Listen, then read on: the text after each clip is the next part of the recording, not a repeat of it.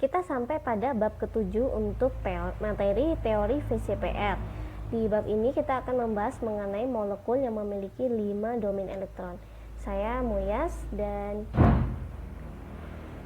halaman saya bisa dicek di unacademy.com/user/rahma.muyas. Nah, molekul yang memiliki 5 domain elektron, dia umumnya disebut sebagai trigonal bipiramidal. Umumnya dia punya geometri itu. Nah, trigonal bipiramidal ini punya 4 variasi struktur geometri. Yaitu yang pertama, ketika atom sentral diikat oleh 5 atom ligan, dia akan membentuk trigonal bipiramidal. Yaitu 2 piramid segitiga atas bawah. Yang kedua, ketika atom sentral diikat oleh 4 atom ligan dan memiliki 1 pasangan elektron bebas, dia akan membentuk struktur difenoidal atau seesaw atau titer-toter. Untuk yang ketiga adalah ketika atom sentral diikat oleh 3 atom ligan dan atom sentral ini memiliki 2 pasangan elektron bebas. Dia akan berbentuk T, ya. Dan yang terakhir adalah ketika atom sentral ini memiliki 2 atom ligan dan 3 pasangan elektron bebas, maka dia akan berbentuk linear. Contoh yang pertama ini adalah ketika molekul itu memiliki 5 atom ligan yang berikatan dengan atom sentral. Dia akan membentuk trigonal bipiramidal. Yang pertama adalah contoh fosfor pentafluorida. Nah, bisa dilihat di sini si fosfor P-nya ini elektronnya dia semua berikatan dengan fluor dan dia tidak mempunyai pasangan elektron bebas. Nah, walaupun tiap fluor memiliki 3 pasangan elektron bebas, tapi itu tidak mempengaruhi sudut antara ikatan dia dengan fosfor. Jadi jadi ada 2 posisi. Yang pertama adalah posisi ekuatorial, di mana ada 3 fosfor yang berikatan, dan posisi aksis, di mana ada 2 fluor yang berikatan dengan atom sentral fosfor. Nah, sudut antara fosfor yang di aksis dengan sudut antara FPF, jadi F ekuatorial dengan atom sentral dan F di aksis adalah 90 derajat. Sedangkan sudut antara FPF yang di ekuatorial semua itu adalah 120 derajat. Nah, ini adalah klasik trigonal bipiramidal, oke? Nah, sekarang bagaimana dengan contoh kedua ketika ada OSF4. Di sini sulfur berikatan rangkap dengan O, sehingga gaya tolak antara karena di ikatan rangkap, jadi gaya tolaknya dia itu lebih besar. Nah, sehingga sudut antara FSF ini di ekuator dia lebih kecil dibandingkan dengan contoh yang di atas, yaitu dia hanya 112,8 derajat. Ini dikarenakan dia tertolak oleh ikatan rangkap yang ada pada ikatan O dan S. Nah, untuk warna merah ini hanya untuk membedakan ikatan elektronnya saja, tidak ada pengaruh lain di situ. Oke, cukup jelas ya.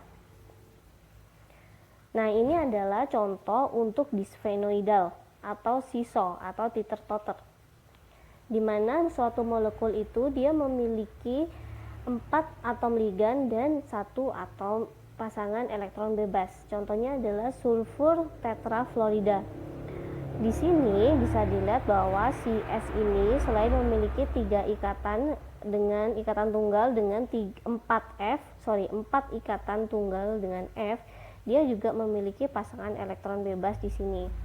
Nah, pasangan elektron bebas ini kalau untuk trigonal bipiramidal, dia tuh pasti akan berada di ekuator untuk meminimalisasi gaya tolak antara pasangan elektron bebas dengan pasangan elektron terikat. Jadi karena dia berada di ekuator, dia disebut juga seesaw. Nah, gaya gaya tolak pasangan elektron bebas ini lebih besar jika dibandingkan gaya tolak ikatan rangkap.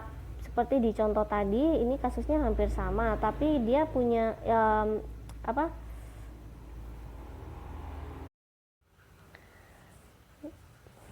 Nah, jadi kayak gitu ya, makanya dia pasangan elektron bebasnya itu gaya tolaknya lebih besar, sehingga kalau di ikatan rangkap dia menyebabkan sudut ikatan FSF menjadi 112,8, di pasangan elektron bebas menyebabkan sudut ikatan FSF menjadi lebih kecil lagi, 101,6, karena dia juga bergaya tolak antara pasangan elektron bebas dengan F yang memiliki elektronegativitas tinggi itu kuat, sehingga dia kayak gitu.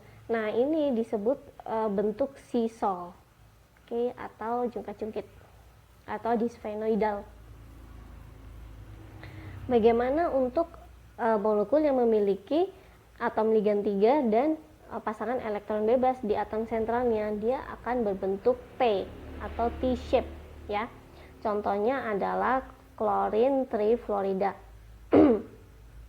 Jadi di sini klorin itu selain berikatan tunggal dengan 3F, dia juga memiliki 2 pasangan elektron bebas di sini ya.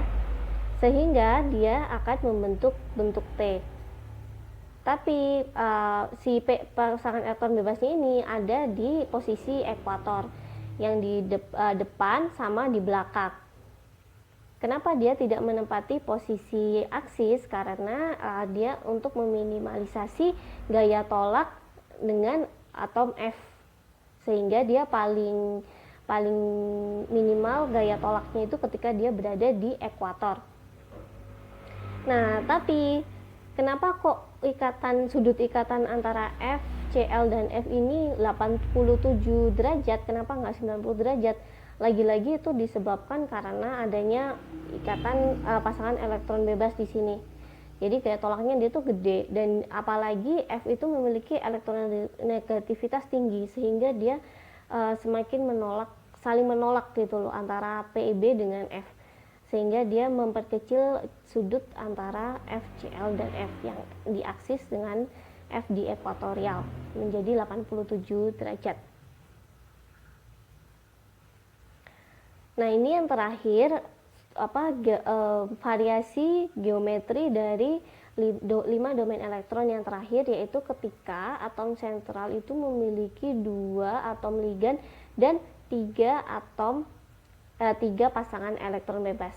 Bentuknya dia jadi linear. Contohnya adalah ion iodin. Jadi atom sentral I berikatan tunggal dengan 2 atom ligan iodin. Dan atom sentral I ini memiliki 3 pasangan elektron bebas.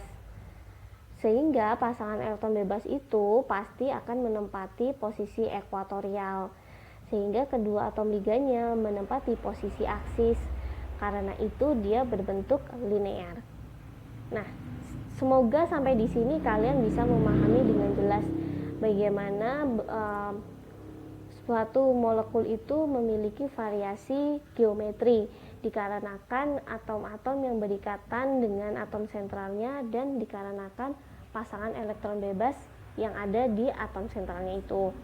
Untuk selanjutnya kita akan membahas bab terakhir kita mengenai molekul yang memiliki 6 domain elektron. Nah, selain itu di situ kita juga akan menjelaskan bagaimana atau di keadaan apa teori VCPR itu tidak bisa diaplikasikan. Karena walaupun dia sangat bisa digunakan untuk memprediksi geometri suatu molekul, tapi ada beberapa keadaan di mana VCPR tidak bisa digunakan. Nah, langsung saja kalau gitu kalian klik bab ke-8 dari materi ini yang berjudul 6 domain elektron. Sampai jumpa.